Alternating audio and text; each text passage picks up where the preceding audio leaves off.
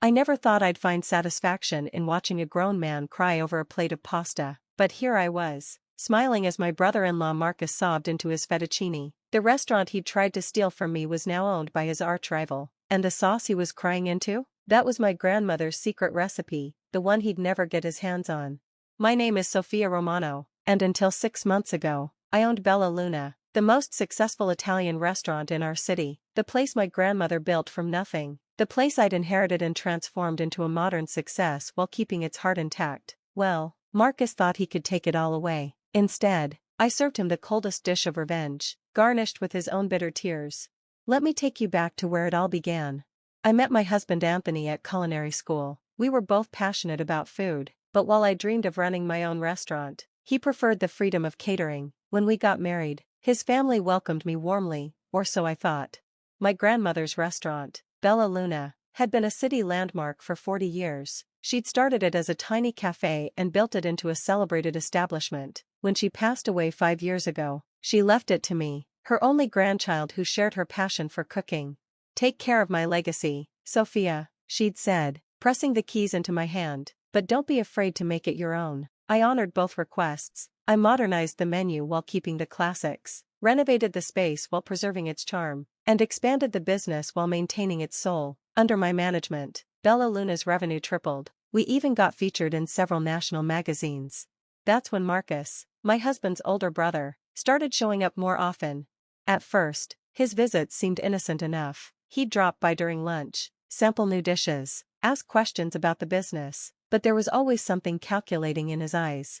You know, Sophia, he said one day, swirling his wine, it's impressive how you've handled the restaurant, but don't you think it's a lot for you to manage alone? I raised an eyebrow. I'm not alone. I have an excellent team. Of course, but now that you're part of our family, you should consider making this a true family business. I have extensive experience in restaurant management. What he didn't mention was that his extensive experience consisted of running 3 restaurants into the ground. His latest venture, a pretentious fusion place called Catalyst, was hemorrhaging money across town. Thank you, Marcus, but I'm happy with how things are running. His visits became more frequent, his suggestions more insistent. He started dropping by the kitchen, questioning my staff, reviewing our books as if he had any right to do so. Then came the family dinner where everything changed. I'd been thinking, Marcus announced at his parents' house, Bella Luna should be restructured as a family corporation. We could all contribute and share the profits. I nearly choked on my wine. Excuse me? It makes perfect sense, he continued. You're part of our family now, Sophia. We should all benefit from the restaurant's success. The restaurant isn't family property, I said firmly. It was my grandmother's, and now it's mine. Marcus's wife Victoria chimed in. Don't be selfish, Sophia. Marcus has such great ideas for the place. Don't you want Bella Luna to reach its full potential? I looked to my husband for support, but Anthony just stared at his plate. His silence spoke volumes. The next day, Marcus showed up at Bella Luna with a lawyer. We need to discuss the future of this establishment, he declared, dropping a stack of papers on my desk. As the eldest son of the family, I should have controlling interest. I picked up the documents, a proposal to transfer 60% ownership to him in exchange for his expertise and capital investment. Are you insane? I asked. This is my restaurant, my grandmother's legacy. You married into our family, he sneered. Everything you have becomes family property. Sign the papers, or things will get very unpleasant. I threw the papers in the trash. Get out of my restaurant. That's when he showed his true colors. You'll regret this, he hissed. I've already spoken to your suppliers. Good luck running this place when your deliveries start having problems. And wait until the health department starts receiving anonymous complaints. He stormed out, leaving me shaking with rage. But I wasn't afraid, I was plotting. What Marcus didn't know was that I'd seen this coming months ago. When he first started sniffing around my business, I'd already documented every threat, every attempt to interfere, and I'd been in secret negotiations with someone who would love nothing more than to see Marcus fail, again. Diana Chen, owner of the acclaimed Golden Palace restaurant chain, had been trying to expand into Italian cuisine. She'd also been Marcus's main competition for years, watching him copy her ideas and fail miserably at executing them. The next morning, I made a call. Diana, it's Sophia Romano. Remember that offer you made for Bella Luna? I'm ready to discuss terms, but I have a few conditions. The next 2 weeks were a masterclass in deception. While Marcus was busy threatening suppliers and spreading rumors about health code violations, I was quietly finalizing the sale of Bella Luna to Diana Chen, with some very specific conditions. First, I would stay on as executive chef and creative director, with full control over the menu and kitchen operations. Second, my entire staff would keep their jobs and get better benefits. And third, this was the sweetest part, the sale would remain secret until the perfect moment.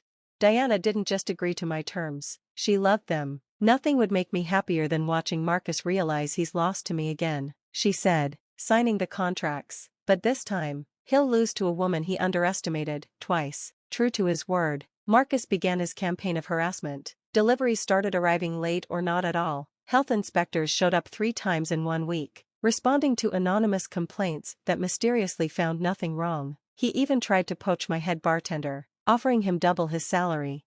Through it all, I kept smiling, which seemed to infuriate Marcus even more. One evening, he stormed into the restaurant during dinner service, clearly drunk and angry that his tactics weren't working. "This restaurant belongs to the family," he shouted, causing diners to stop mid-bite. "You're just an in-law. You have no right to keep this from us." I calmly approached him. "Marcus, you're disrupting my customers. Please leave." "Your customers?" He laughed bitterly. "Not for long. I've made sure every supplier in the city knows not to work with you. Let's see how you run a restaurant without ingredients." "Is that a threat?" I asked loudly enough for everyone to hear. "Are you actually threatening to sabotage my business because I won't give it to you?" "It's not your business," he roared. "Everything in this family belongs to me. I'm the eldest son." Phones were out now, recording his meltdown. Perfect. "Security," I called to our newly hired guards. Diana's suggestion, "Please escort Mr. Romano out, and make sure to give copies of the security footage to his lawyer. I'm sure they'll find it interesting." As he was led out, still shouting about family rights, I noticed Victoria filming from the doorway. She quickly lowered her phone when she saw me looking. "Getting evidence for your husband's legal case?" I asked sweetly. "He's right. You know," she sniffed. "You're nothing but an outsider trying to steal family wealth." I leaned close and whispered, "Keep that phone handy. You'll want to record what happens next." The following day, Marcus arrived with both a lawyer and his parents in tow. Anthony trailed behind them, looking uncomfortable. "This ends today," Marcus declared, slapping a court order on my desk. "We're seeking an emergency injunction to prevent you from making any changes to the restaurant's ownership or operations." I picked up the document, pretending to read it carefully. "Interesting timing. What's that supposed to mean?" his lawyer asked. "Oh, nothing. Please, continue explaining how you plan to prevent changes to something that already changed hands 2 weeks ago." The silence was deafening. "What are you talking about?" Marcus demanded. I pressed my office intercom. "Send her in, please." Diana Chen walked into my office, elegant and poised as ever. Marcus's face went from red to white in record time. "No," he whispered, "you didn't." "Hello, Marcus." Diana smiled. "Surprised to see me? You shouldn't be, after all. You're standing in my restaurant." Victoria, who had been filming again, dropped her phone. "This is a trick," Marcus sputtered. "She's lying." "Actually," Diana's lawyer said, entering behind her with a folder, "here are the filed and finalized sale documents from 2 weeks ago. Bella Luna is now part of the Golden Palace Restaurant Group." Marcus grabbed the papers, his hands shaking. "This isn't possible. You can't sell family property without consulting the family." "It wasn't family property," I said calmly. "It was my property, inherited from my grandmother, and now it's Diana's property, except for my retained position as executive chef and creative director." "Of course, you're firing me?" Marcus asked stupidly. "Firing you?" Diana laughed. "You never worked here, Marcus, though I did enjoy watching you try to sabotage your own family's business." Very classy. His parents, who had been silent until now, finally spoke up. "Sophia," my mother-in-law pleaded, "surely we can discuss this. We're family." "Family?" I stood up. "Family doesn't threaten and harass each other. Family doesn't try to steal what doesn't belong to them. And family certainly doesn't stand by silently while it happens." I looked pointedly at Anthony, who couldn't meet my eyes. "Now," I continued, "I believe you all have a copy of that court order. I suggest you show it to your lawyer and let them explain exactly how many laws Marcus broke in his campaign against me. The footage of his drunk tirade last night should help illustrate the pattern of harassment." Marcus lunged forward, but Diana's security team was faster. They stepped between us as Marcus's lawyer grabbed his arm. "Don't," the lawyer warned. You've done enough damage already." As they were escorted out, I called after them, "Oh, and Marcus? Those supplier contracts you interfered with? Diana's lawyers will be in touch about that too. It turns out intentionally sabotaging business relationships is legally actionable." Who knew? The door closed behind them, leaving me alone with Diana, who was grinning like a cat who got the cream.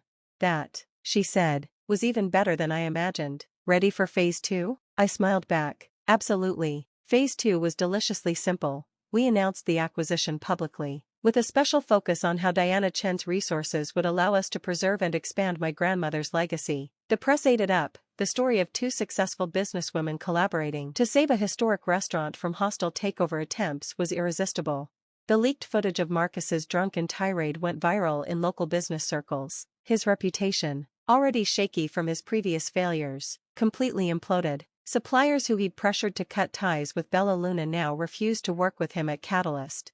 But the real masterstroke came 3 days later, when we unveiled our new menu. A fusion of traditional Italian cuisine and modern Asian influences, Diana announced at the press event, bringing together the best of both our culinary heritages. Marcus's face, when he read the news, was priceless. For years, he'd tried to create successful fusion restaurants, copying Diana's concepts poorly. Now, the restaurant he'd tried to steal was doing it right, under her ownership and my direction. The new menu was an instant hit. Lines formed around the block. Critics raved about our innovative takes on classic dishes. Marcus's Catalyst, meanwhile, sat empty across town. One evening, Anthony finally showed up alone. "Can we talk?" he asked quietly. I led him to my office, the same one where I'd signed the sale papers, where I'd watched his brother's world crumble. "I should have stood up for you," he began. "Yes, you should have. I was caught between my family and my wife." "No," I cut him off. "You were caught between right and wrong, and you chose wrong." He slumped in his chair. "What happens now?" I pulled out another set of papers. "That depends on you. These are divorce papers. You can fight me, side with your brother again, and watch as the evidence of his harassment campaign becomes public record in court. Or you can sign, walk away cleanly, and I'll keep the ugliest details private. You've thought of everything, haven't you? I learned from watching your brother. He taught me exactly how not to handle business and family." Anthony signed the papers without reading them. As he stood to leave, he paused. "The new menu, that wasn't just business, was it? You knew fusion was Marcus's dream." I smiled. "The best revenge isn't just about winning. It's about winning better than your enemy ever could." The next month brought more changes. Catalyst finally closed its doors. Another Marcus Romano failure. Victoria filed for divorce, apparently deciding a failed restaurateur wasn't worth her time. Marcus's parents, facing social embarrassment from their son's public meltdown, retired to Florida. Diana and I continued to expand Bella Luna's success. We opened 2 new locations, each maintaining the high standards my grandmother had established. Her portrait still hangs in the original location, and sometimes I swear she's smiling wider than before. 1 year after the sale, Marcus came in as a customer. He'd lost weight, and his designer clothes had been replaced by off-the-rack basics. He sat alone at the bar, ordered a plate of our award-winning fusion pasta, and cried. I approached him after his second glass of wine. "How did you do it?" he asked, not looking up. "How did you beat me so completely?" "I didn't beat you, Marcus. You beat yourself. I just refused to be your victim. The restaurant, it's better than I could have made it." "I know." He pulled out his wallet. "Can I at least get the family discount?" "Sorry," I smiled. "We don't offer one. We treat all our customers like family, which means everyone pays full price." As he left, I thought about family, the one you're born into, the one you marry into, and the one you build yourself. My staff had stood by me. Diana had proven to be more of an ally than my in-laws ever were, and my grandmother's legacy was thriving. The next morning, a familiar face appeared in my office. "Victoria, Marcus's ex-wife. I hear you're hiring managers for the new location," she said. I raised an eyebrow. "Are you serious? I learned a lot watching Marcus fail, mostly what not to do, and," she hesitated, "I learned something from you too, about standing up for yourself." I studied her for a moment. "We start training at 7 a.m. Don't be late." Sometimes revenge isn't just about destroying your enemies. Sometimes it's about building something so successful that they're forced to acknowledge their own failures. And sometimes, if you're really lucky, it's about teaching them to be better. Today, Bella Luna is more successful than ever. The fusion menu Marcus mocked is now being copied by restaurants across the country. Diana and I have opened 5 more locations, each one profitable, each one maintaining the perfect balance of tradition and innovation. As for Marcus, last I heard, he was working as a line cook in one of those copycat restaurants. Sometimes he comes in to eat alone, staring at my grandmother's portrait, perhaps wondering where he went wrong. But I know where he went wrong. He thought success was about taking what others had built. He never understood that true success comes from building something of your own, and knowing how to protect it.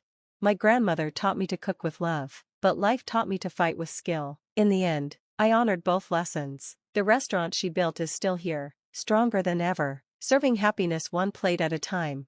And every time I see Marcus's face in the dining room, every time I watch him taste the food he'll never know how to make, I remember his words, "This restaurant belongs to the family." He was right about one thing, it does belong to a family, just not his.